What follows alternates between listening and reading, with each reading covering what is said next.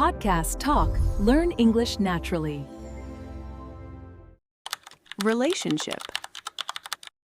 Hello, everyone, and welcome back to English Podcast Hub. I'm John. And I'm Daniela. And today we have a topic that is honestly the most personal, the most universal, and one of the most vocabulary-rich topics in the entire English language. Today, we're talking about relationships, romantic relationships, friendships, family, the complicated ones, the beautiful ones, the ones that end, and the ones that last forever. Because here's the truth. If you want to have real conversations in English, you need to be able to talk about relationships. It comes up everywhere. First dates, deep friendships, family dinners, therapy, journaling, films, novels. And the English vocabulary for this topic is extraordinary. There are so many shades, so many nuances, words for every stage, every feeling, every type of connection. So today, we're giving you the full toolkit. Vocabulary for every type of relationship, expressions for every stage of romance, idioms native speakers use constantly, grammar patterns for talking about love and connection, and the language for both the joy and the pain of relationships.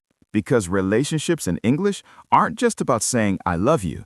They're about everything that surrounds that moment. But before we start, don't forget to subscribe, like the video, turn on notifications, and comment below. Let's start with the foundation, the different types of relationships and the vocabulary to describe them. Category 1, romantic relationships, the stages and the vocabulary. The beginning, to be attracted to someone, to have a crush on someone, to fancy someone, British English, very common, to have feelings for someone, to be interested in someone. A crush, that intense, often one-sided romantic attraction, especially before anything has been said or acted on. I've had a crush on him for months. Completely universal experience. To catch someone's eye, to attract someone's attention, often visually. She caught my eye across the room. Romantic and classic. To hit it off. To immediately get along well with someone. To have natural chemistry from the first meeting.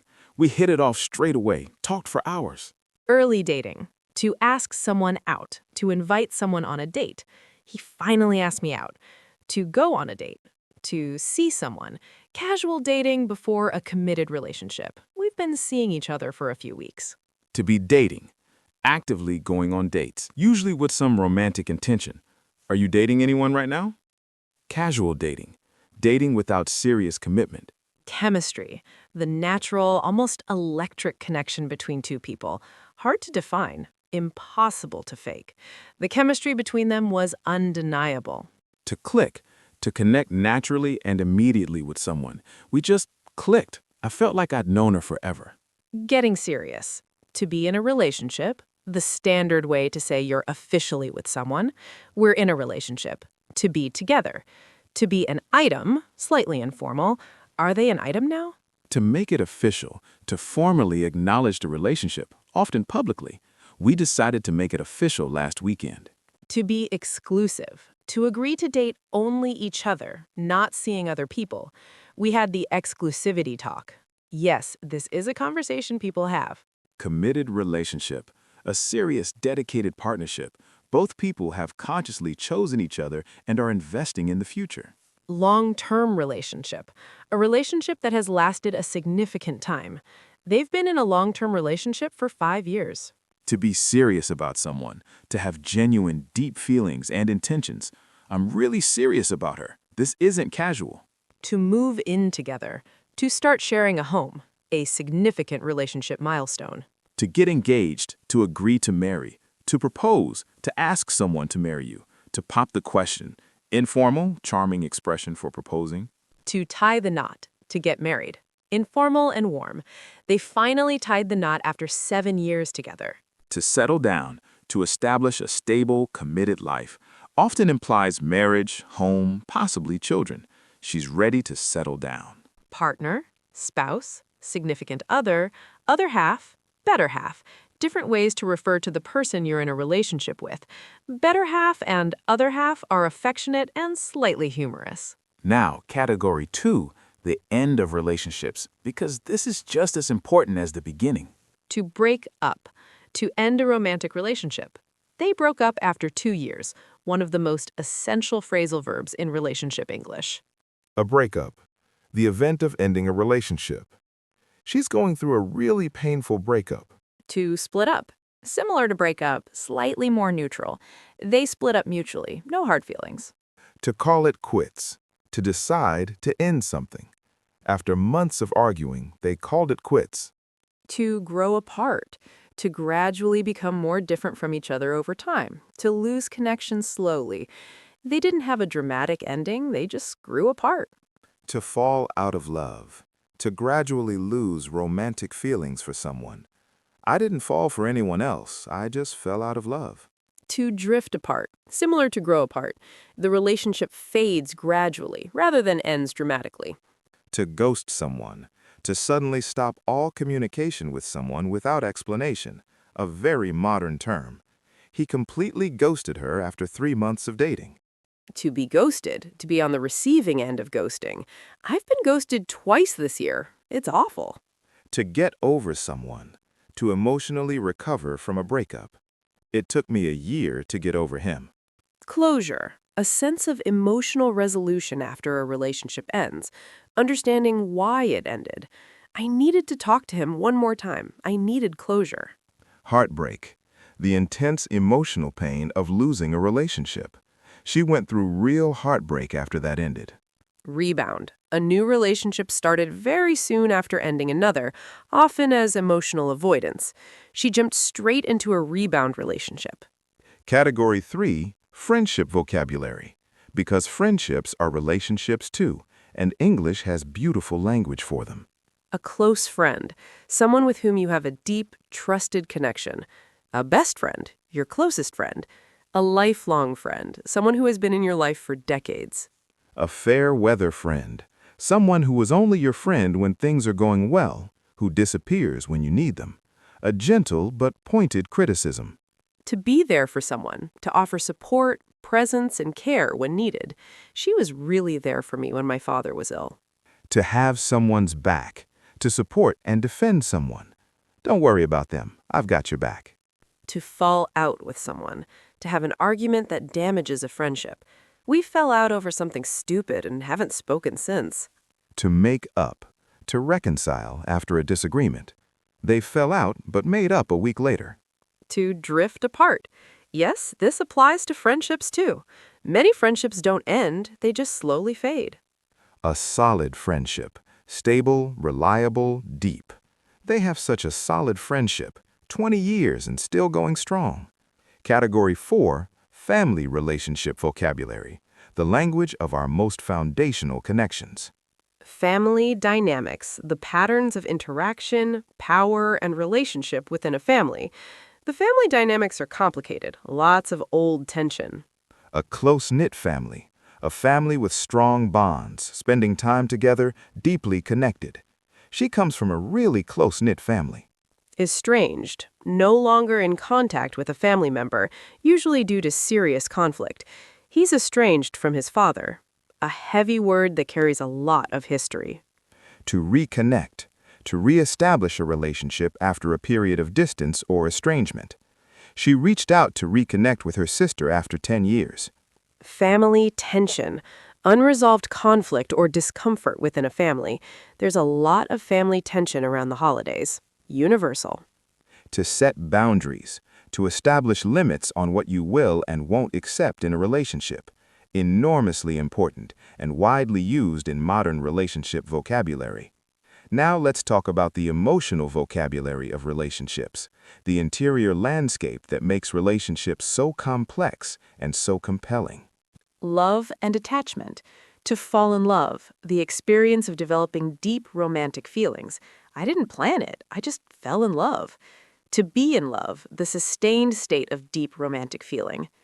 Unconditional love, love that doesn't depend on conditions or behavior, often used for parental love. She loves her children unconditionally. Infatuation, intense but often short-lived romantic obsession. More shallow than love, more intense than a crush. What he felt was infatuation, not love. Attachment, a psychological bond to another person. Secure attachment, healthy, confident connection. Anxious attachment, relationship anxiety, fear of abandonment. Avoidant attachment, difficulty with closeness and vulnerability. These attachment terms have moved from psychology into everyday conversation.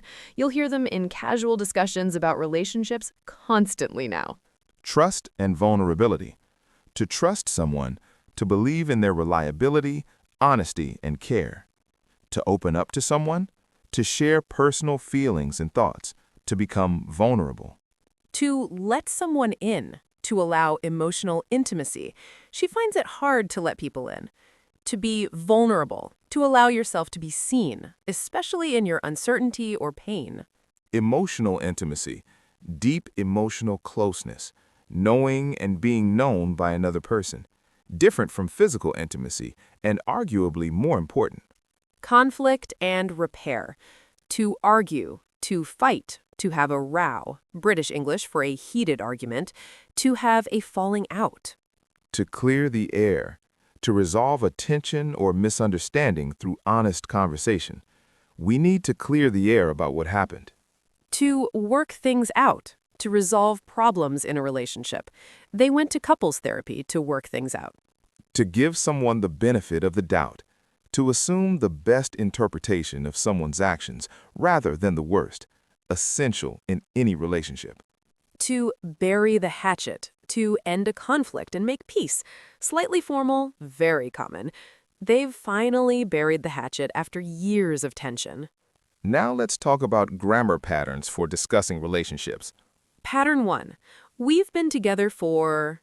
Present perfect continuous for duration. We've been together for 3 years. We've been friends since university. The present perfect is crucial here because relationships are ongoing. We've been, not we were, still happening. Pattern 2. He's the kind of person who...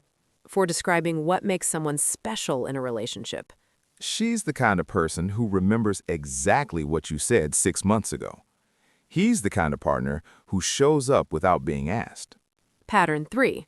What I love most about him or her is specific, personal, warm. What I love most about her is that she never makes me feel judged. What I appreciate most about our friendship is the honesty. That relationship taught me, for reflecting on past relationships. That relationship taught me what I actually need in a partner. That friendship taught me how to set boundaries. We're at a point where, for describing a relationship stage or turning point. We're at a point where we're talking about moving in together. We're at a point where things need to change or it's over.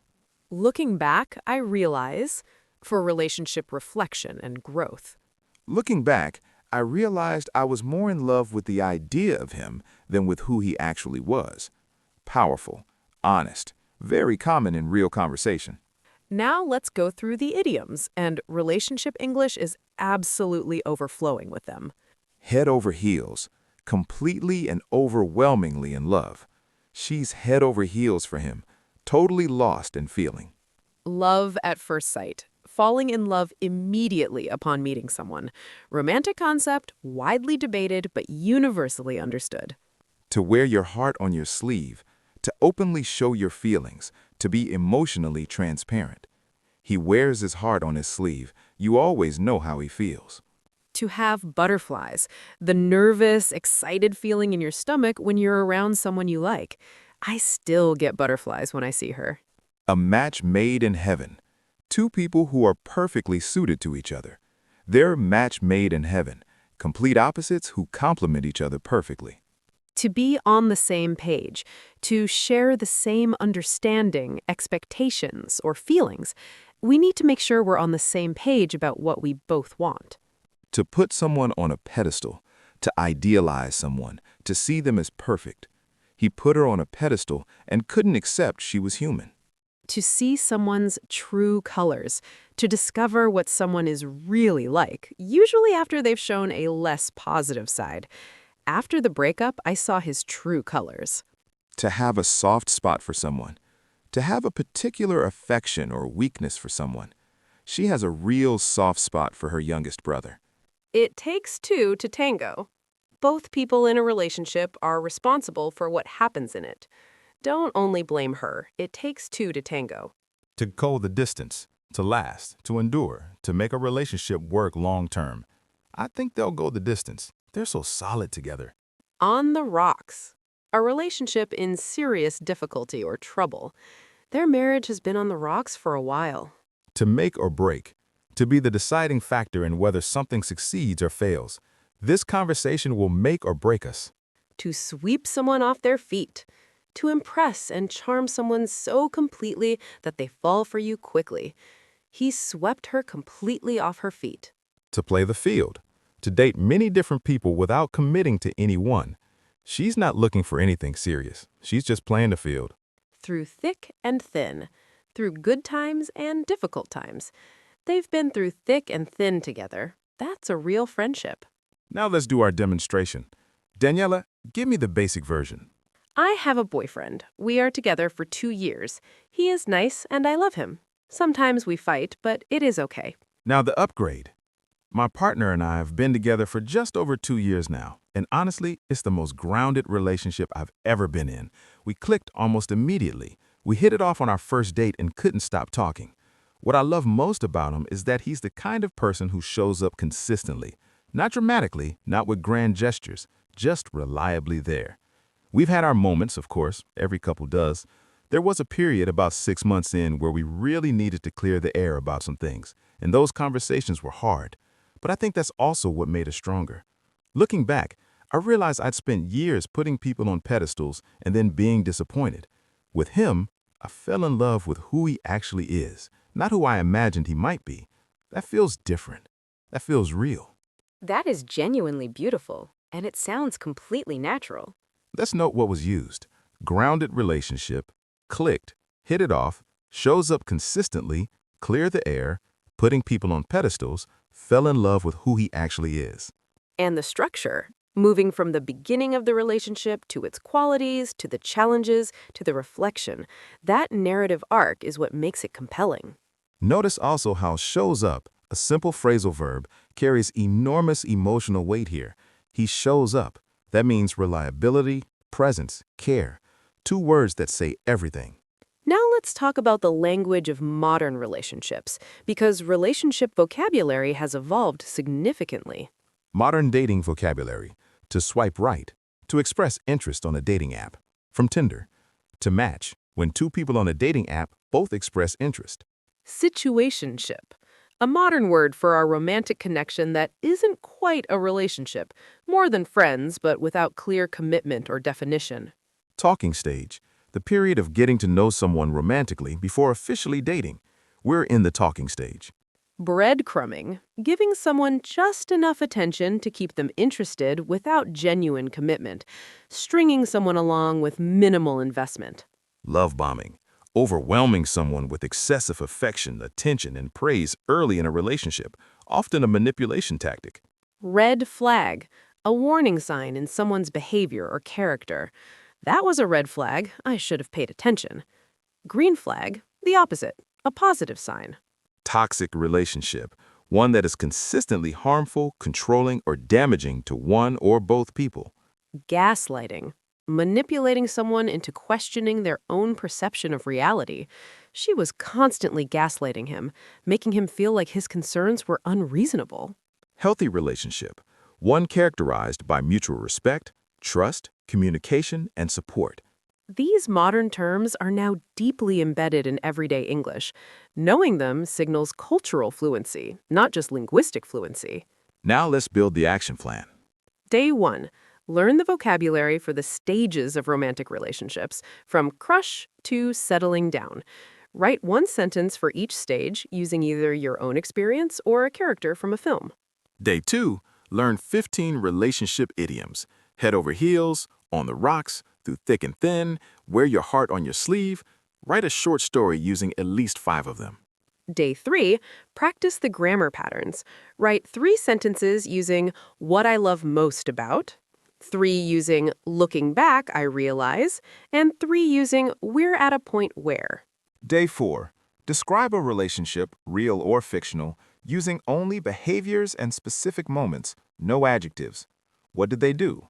How did they show up for each other? How did it end? Day 5. Find a film, series, or song in English with a strong relationship theme. Note every expression, idiom, or vocabulary item related to relationships. How many from today's episode appear? Ongoing, when you watch English content with relationships in it, which is almost everything, pay attention. What words do characters use to express love? How do they describe heartbreak? Collect the expressions that move you. And ongoing, practice describing your own relationships in English. Your closest friend, a complicated family member, a partner or past partner. The act of articulating these connections in another language is surprisingly clarifying. Let's close with our key takeaways. Key point 1. Relationship vocabulary in English is vast and nuanced. Every stage, every feeling, every type of connection has its own specific language. Key point 2, phrasal verbs are everywhere in relationship English. Fall for, break up, get over, open up, let someone in, master these. Key point 3. Idioms carry enormous emotional weight. Head over heels, wear your heart on your sleeve, through thick and thin. These aren't decoration, they're meaning. Key point 4, grammar patterns for reflection and description are essential. What I love most about, looking back I realize, we've been together for, practice until automatic. Key point 5. Modern relationship vocabulary, red flags, situationship, ghosting, love bombing, signals cultural fluency. Know it. Key point 6, the best relationship descriptions show, not tell. He shows up consistently says more than he's reliable. And key point 7. This vocabulary isn't just for talking about other people.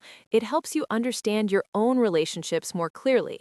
Language and insight go hand in hand. Thank you so much for joining us on English Podcast Hub today. Relationships are at the heart of every human life, and now you have the words to talk about them fully, honestly, and beautifully.